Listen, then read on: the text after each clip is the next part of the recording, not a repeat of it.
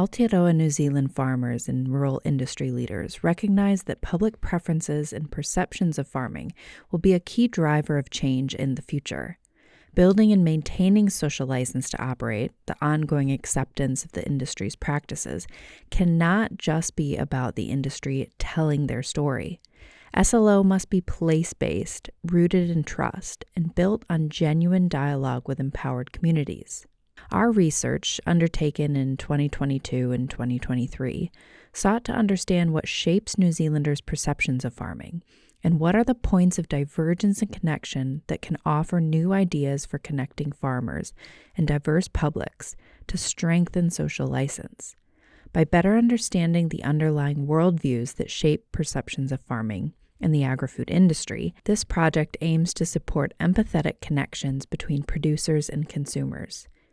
We conducted a survey with a sample of over 1,300 individuals across Aotearoa, New Zealand, and follow-up interviews with survey participants and key stakeholders from various sectors including farming, environmental groups, iwi, government, and food supply chains.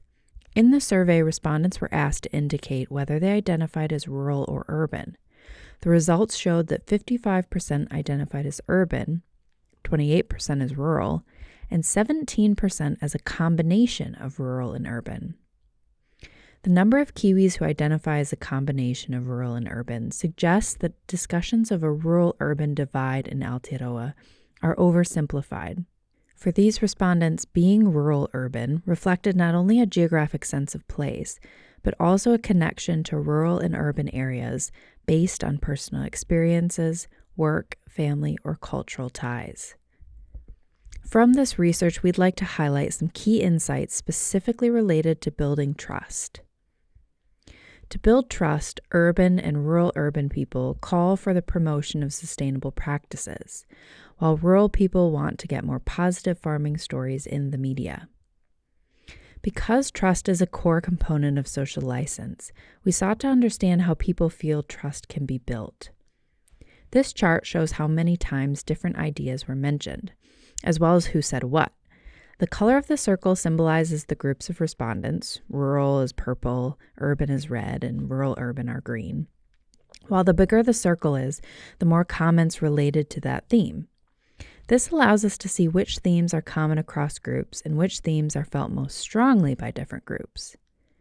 We see a clear distinction in ideas for how trust can be built amongst urban and rural respondents. Almost 1/3 of urban respondents and 1/4 of urban-rural respondents pointed to changing farming practices and promoting environmentally sustainable innovation as the most important way to build trust. Their comments noted the need for regenerative practices, reduction of environmental harms and emissions, and, quote, listening to scientific advice on climate change, ecology, conservation, regenerative or organic farming practices, and healthy waterways. Rural respondents, on the other hand, pointed to challenging media narratives as the key way trust can be built. Some farmers in particular expressed frustration, noting that they are farming sustainably and taking steps to protect waterways and biodiversity, but this isn't seen because the media focuses on, quote, a few bad apples. Many rural people also felt that trust does not need to be built.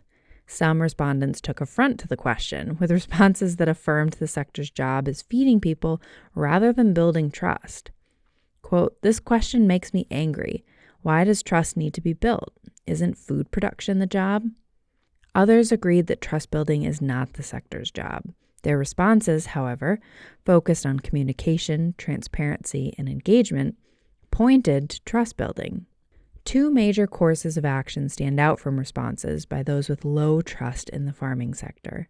Implement sustainable farming practices to address environmental harms, and reduce the amount of PR spin by being open and using facts and science. We followed up this question by asking survey respondents about their biggest hope for the future of New Zealand farming. The most common answer is that farming practices would be environmentally sustainable and that the sector would continue to produce food and increase their focus on food production. An equal number of respondents hoped that farm produce would be more affordable for New Zealand consumers in the future, and that farming costs would become lower for farmers. These responses reiterate the value people have in the sector's role in food production and their support for sustainable practices.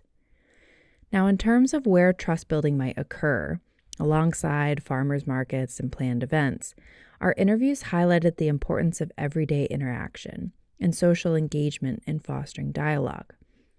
The critical element of these interactions seem to be that they occur locally and are context-based.